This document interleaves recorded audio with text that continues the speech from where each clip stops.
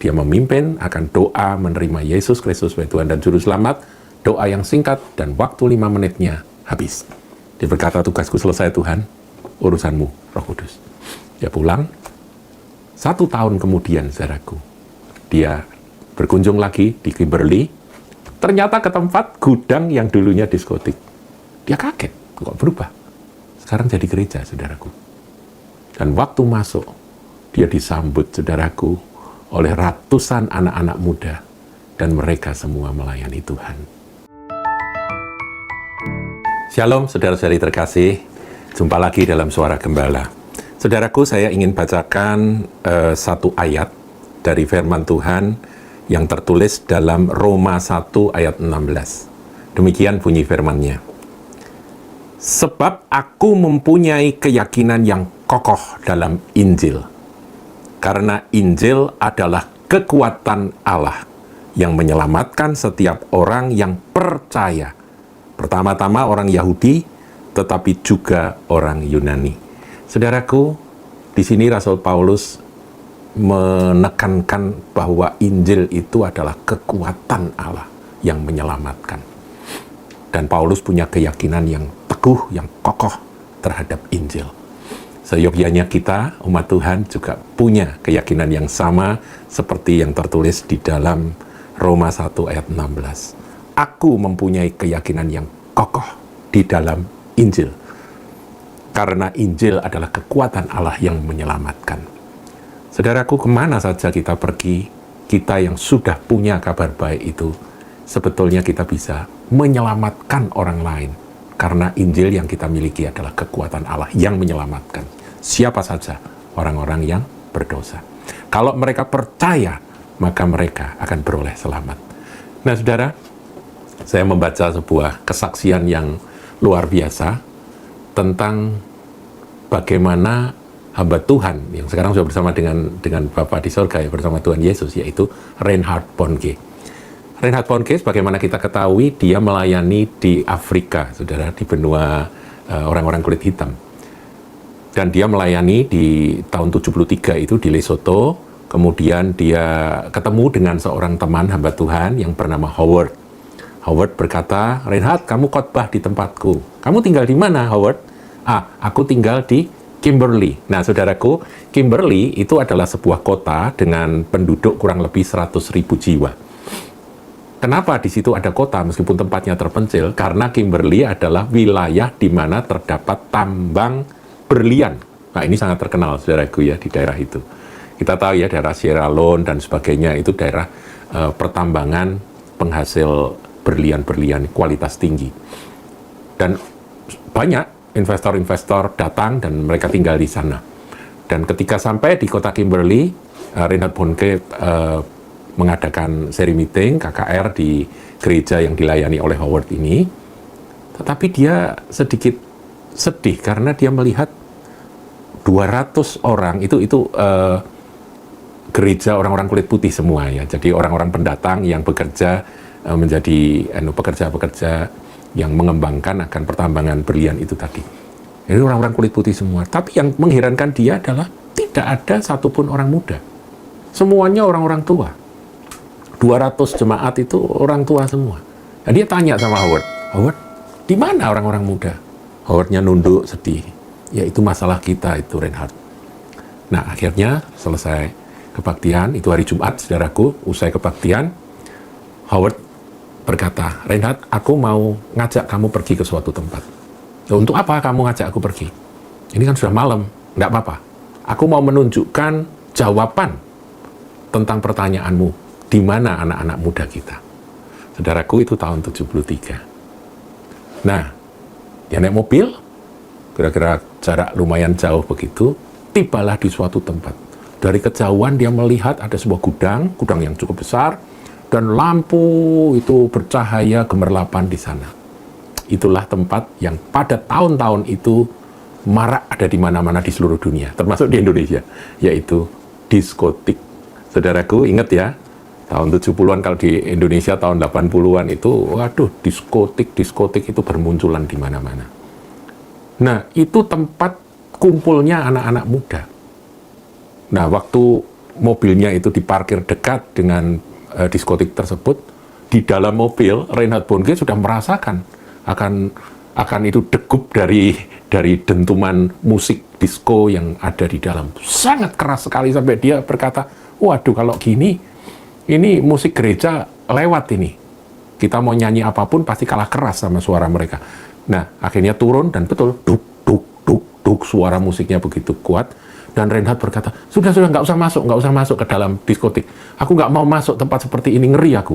Reinhard adalah seorang misionari yang masih muda. Dia adalah seorang hamba Tuhan yang cinta Tuhan.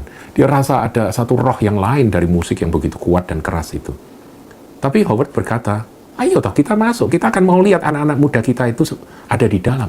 Akhirnya masuk, saudaraku. Ketika masuk, Reinhard silau dengan lampu diskotik yang gemerlapan di situ ya, lampu yang berkilat-kilat, kemudian musik yang hingar-bingar, dan kemudian dia melihat wajah-wajah anak-anak muda yang terkena lampu itu.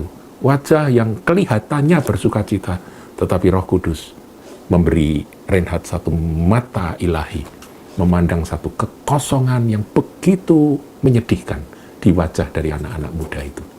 Mereka kosong. Dan Reinhard Bonnke sedih sekali melihat sekilas. Kemudian ketika keluar, Roh Kudus berkata, Reinhard, temui pemilik rumah diskotik ini. Nah, dia ngomong sama Howard, Howard, ini Tuhan suruh aku untuk ketemu sama pemiliknya. Hah? Serius? Kamu mau ketemu sama pemilik diskotik ini? Ngapain kamu ketemu? Ya pokoknya ketemu aja deh. Akhirnya diantar, saudaraku. Diantar, mungkin rumahnya dekat dengan situ atau bagaimana. Dia diantar atau kantornya dekat dengan gedung itu. Masuk, saudara. Ketika masuk ketemu, digambarkan oleh Reinhard Bonnke itu orangnya sudah setengah umur, gayanya gaya rock and roll dengan kaos oblong begitu, celana jeans, rambut gondrong, pakai kalung emas rantai begitu ya, gayanya gaya tahun itu, saudaraku, orang setengah umur tahun itu. Nah, waktu ketemu, Reinhard berkata, aku adalah pendeta. Reinhard pakai jas, saudara, kan tadi habis khotbah kan di gereja. Dia pakai jas. Saya adalah seorang pengkhotbah. Apakah Bapak mengizinkan saya berkhotbah di diskotik? Kaget orangnya berkata, hah? Kamu pendeta? Mau khotbah? Kalau khotbah di gereja, bukan di sini, gitu, saudaraku ya. Nah, dia berkata, bukan masalah tempatnya. Aku mau bicara sama anak-anak muda itu. Aku mau ngomong sama mereka. Nah, kemudian pemilik ini berkata, dah lupakan ide gila itu. Ditinggal pergi, saudaraku. Nah, Reinhard dengar Roh Kudus. Desak dia. Dikejar, dipegang tangannya. Dan dia berkata, Tuhan, apakah Anda yakin bahwa mereka menemukan tujuan hidup di tempat-tempat seperti ini? Nah, ini sudah mulai khotbah, saudaraku ya. Dan orang itu kaget, ya jelas bukan seorang religius, saudara. Dia kaget, dia ingat bahwa dia juga punya anak-anak muda, anak-anaknya dia sendiri itu apakah betul-betul menemukan tujuan hidup di tempat seperti itu. Akhirnya, dia diam, baru mikir-mikir. Reinhard berkata, kasih aku waktu 5 menit saja, aku mau berbicara pada mereka. 5 menit ya? Betul 5 menit? Iya, 5 menit saja. Boleh, 5 menit Anda boleh berbicara, tapi tepat jam 12 malam, dan bukan malam ini, tapi besok. Jadi, Sabtu malam atau malam Minggu, saudaraku. Jam 12 malam. 5 menit, terus tinggal pergi, saudaraku. Reinhard waktu balik, Howard juga tanya, 5 menit? Iya. Aku bodoh banget ya, minta cuma 5 menit. Saudaraku, 5 minutes. Dia minta waktu 5 menit untuk khotbah pada anak-anak muda yang ada di gedung diskotik itu. Dia pulang, saudaraku, sempat nyesel, dia bilang, Tuhan, aku kok bodoh banget ya, kok minta kok cuma 5 menit ya. Tapi itu keluar begitu saja. Dan rupanya Roh Kudus pimpin. Ini yang saya ingin bicara, saudaraku. Bahwa Injil itu kekuatan Allah yang menyelamatkan. Bahkan nggak perlu pakai khotbah 1 jam, setengah jam, 15 menit. 5 menit pun, kalau Roh Kudus bekerja, mengurapi Injil yang adalah kekuatan Allah yang menyelamatkan itu bekerja. Nah, ini kesaksian kisah nyata, saudara. Nah, kemudian Sabtu sore Reinhard khotbah di gereja, dia sampai lupa khotbahnya karena pikirannya dan hatinya itu berkobar-kobar teringat terus akan nanti malam, tengah malam aku akan khotbah di diskotik itu gitu ya. Dia akhirnya benar saudaraku, selesai ibadah KKR di gereja tersebut, gereja tua-tua itu. Kemudian dia mulai siap-siap, jam berangkat, dan jam 11.30 dia siap, masih nunggu jam, dan tepat pukul 12, saudaraku, mic itu diberikan pada dia, dan dia berkata, "Hei saudara-saudara muda, saya adalah Reinhard Bonnke, pendeta dari Jerman. Saya ingin berbicara sesuatu kepada Anda. Silakan Anda duduk sebentar." Wah, ribut semua, saudaraku. Diskotiknya berhenti, musiknya berhenti, dan kemudian lampu dinyalakan. Mereka duduk semua di lantai. Nah, ketika mereka duduk, dia melihat anak muda di situ merokok, yang di situ mengunyah permen karet, semuanya santai sambil mandangi dia.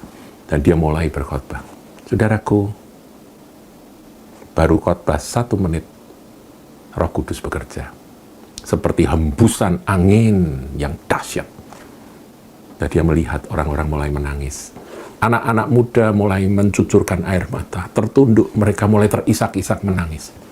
Dan Reinhard tahu waktunya tiba. Terima Yesus. Langsung dia berkata, siapa yang mau menerima Yesus, angkat tangan. Semua anak-anak muda yang itu lebih penuh daripada malam sebelumnya, karena itu malam minggu, saudaraku. Semuanya angkat tangan, saudaraku. Dan dia memimpin akan doa menerima Yesus Kristus sebagai Tuhan dan Juru Selamat. Doa yang singkat, dan waktu 5 menitnya habis. Setelah itu Reinhard pulang. Dia lega karena dia sudah memberitakan Injil yang adalah kekuatan Allah yang menyelamatkan. Dia berkata, tugasku selesai Tuhan, urusanmu Roh Kudus. Dia pulang. 1 tahun kemudian, saudaraku, dia berkunjung lagi di Kimberley, di gereja yang digembalakan oleh Howard. Dan selesai pelayanan, Howard berkata, Reinhard, aku mau ajak kamu. Kemana? Sudahlah, pokoknya aku ajak kamu. Dia pergi. Ternyata ke tempat gudang yang dulunya diskotik. Dia kaget, kok berubah. Sekarang jadi gereja, saudaraku. Dan waktu masuk, dia disambut, saudaraku, oleh ratusan anak-anak muda. Dan mereka semua melayani Tuhan. Ada seorang pemuda mendatangi dia berkata, Reinhard, waktu masuk dia dielu-elukan. Bonnke, dia bingung. Sudah setahun dia meninggalkan tempat itu. Dan 5 menit dia berkhotbah. Kedahsyatan Tuhan bekerja. Saudaraku, ada seorang pemuda mendatangi dia berkata, Pendeta Bonnke, Anda masih ingat saya? Saya itu adalah yang pegang lighting pada waktu itu. Masih ingat saya disc jockey. Sekarang kami semua melayani Tuhan. Kami bersuka cita dan kami menemukan akan arti hidup yang sesungguhnya. Jadi, gereja, saudaraku, anak-anak muda. Saudara, saya merindukan kuasa Injil itu bekerja. Begitu sederhana dan betul-betul menggenapi firman yang berkata tak oleh kuat, tak oleh gagah, tapi oleh Rohku, kata Tuhan. Injil adalah kekuatan Allah yang menyelamatkan. Nggak perlu pakai lama. Tentunya kita nggak bisa ya ikut-ikutan 5 menit khotbah kemudian orang bertobat. Tapi ketika Roh Kudus bekerja, mungkin saudara hanya berkata bertobatlah, orang bertobat. Mungkin saudara cuma berkata ayo terima Yesus, orang terima Yesus. Yang penting adalah kuasa Injil itu bekerja, Roh Kudus itu berkarya, maka terjadilah. Saudara, kesaksian demi kesaksian yang seperti ini kita nggak boleh lupakan. Dan di dalam diri Anda, diri saya, ada Injil yang adalah kekuatan Allah yang menyelamatkan semua orang. Ketika mereka percaya dan menerima Yesus Kristus sebagai Tuhan dan Juru Selamat, keselamatan datang atas hidup mereka. Tuhan Yesus memberkati. Jangan lupa like, comment, share, dan subscribe channel GKBK Hal Semarang.